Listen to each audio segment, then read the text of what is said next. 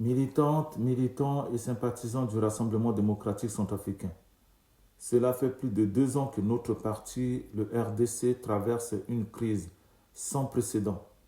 Jamais dans l'histoire de ce parti, une crise n'a atteint un tel niveau de paroxysme.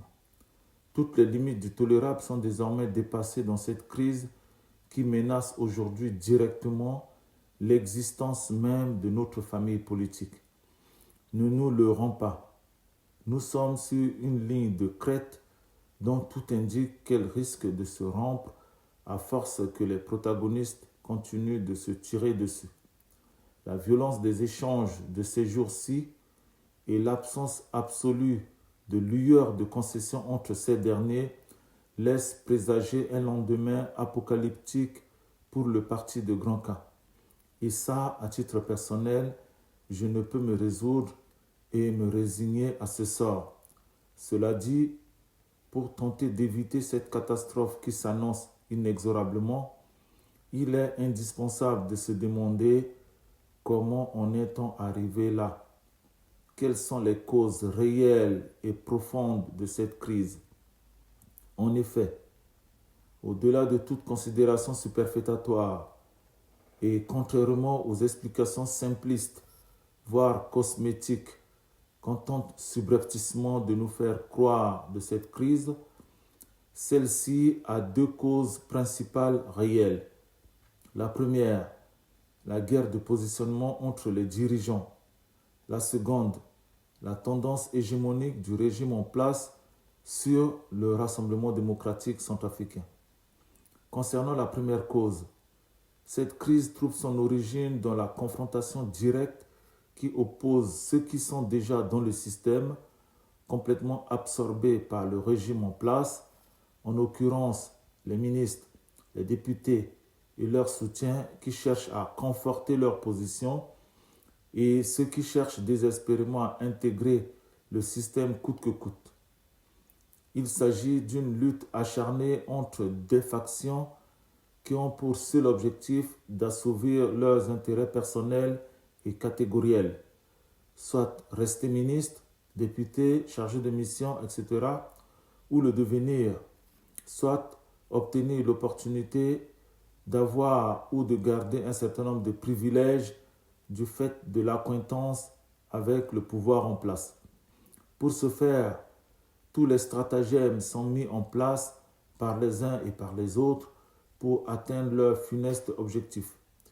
Parmi les moyens mis en œuvre pour y parvenir figure la violation volontaire des textes fondamentaux du parti, statut et règlement intérieur, les radiations intempestives et irrégulières des adversaires gênants, les violences physiques et verbales, bagarres, insultes, injures publiques, etc.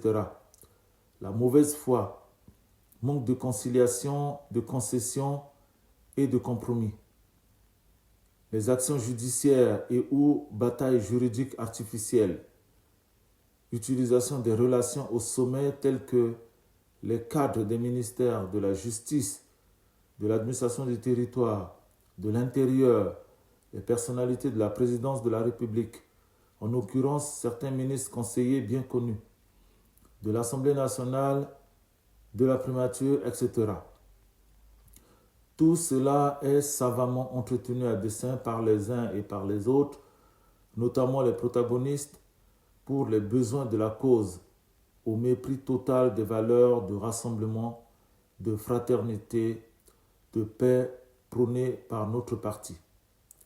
Concernant la tendance hégémonique du régime en place sur le RDC, il est certain d'affirmer que cette crise trouve par ailleurs son origine dans le jeu trouble des tenants du pouvoir actuel, qui montrent ostensiblement leur intérêt de maintenir le RDC dans le giron du MCU ou d'en faire un appendice de ce dernier.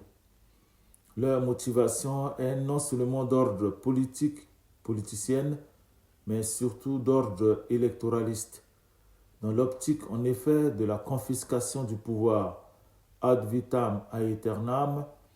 Le régime met tout en œuvre pour non seulement détruire les partis concurrents redoutables de l'opposition tels que MLPC, URCA, KNK, Patrie, etc., mais aussi et surtout faire main basse sur ceux qui sont dans la majorité présidentielle, au premier rang desquels le RDC. Et il faut être dans une cécité crasse pour ne pas entrevoir dans la crise qui mine notre parti l'instrumentalisation de la justice et les manœuvres de toutes sortes pour maintenir le RDC dans le statu quo total jusqu'au moins aux prochaines élections générales. Ces deux causes profondes de la crise ainsi décrite génèrent aujourd'hui deux conséquences majeures. La première, il y a actuellement au RDC deux positions irréconciliables, engagées dans un antagonisme manifestement irrémédiable et insoluble. Les violences verbales et physiques ainsi que la radicalité des positions, chaque camp affirme avoir absolument raison sur l'autre et vice-versa, en sont une parfaite illustration. La seconde, le RDC est suspendu de toute activité sur toute l'étendue du territoire pour une durée de 3 mois. Cette sanction, fût-elle conservatoire, est lourde de conséquences, car non seulement elle prive le RDC en tant que parti d'animer la vie politique du pays, mais elle est dévastatrice pour son image en tant que parti de paix, de rassemblement et de fraternité.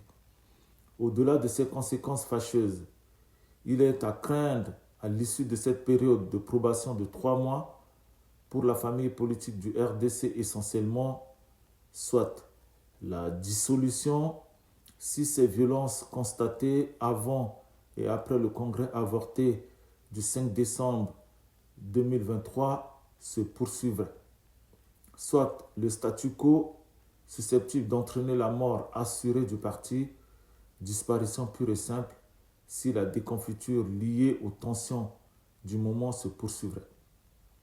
Eu égard à cette catastrophe annoncée, nous ne pouvons nous résoudre à assister bras croisés à la mise à mort, d'une manière ou d'une autre, de la formation politique que nous aimons tant et pour laquelle nous nous sommes battus de toutes nos forces depuis plusieurs années, au prix d'ailleurs de grands sacrifices. Ne voyons dans la situation explosive actuelle aucune once de normalisation sous peu, à l'initiative des protagonistes eux-mêmes restés droits dans leurs bottes et en proie aux manipulations politiques et judiciaires du pouvoir MCU, nous n'avons pas d'autre choix que d'envisager deux solutions fortes. La première, le retrait pur et simple du RDC de la majorité présidentielle et parlementaire afin de se soustraire de l'influence directe ou indirecte du régime en place ainsi que son implication dans la crise à travers ses affidés MCU compatibles bien placés au sein du RDC. 2.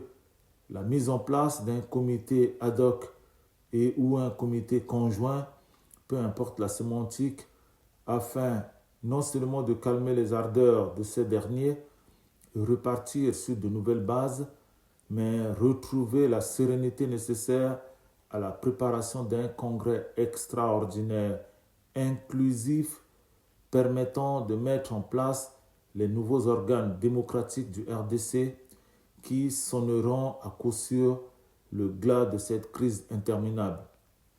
Il y va de la survie de notre famille politique. En vous remerciant tous pour votre engagement résolu en faveur de l'avenir radieux du RDC, je profite de l'occasion pour vous souhaiter d'excellentes fêtes de fin d'année. Soutien. Fait à Paris le 20 décembre 2023, Médard Police Bébé, cadre du Rassemblement démocratique centrafricain. Je vous remercie.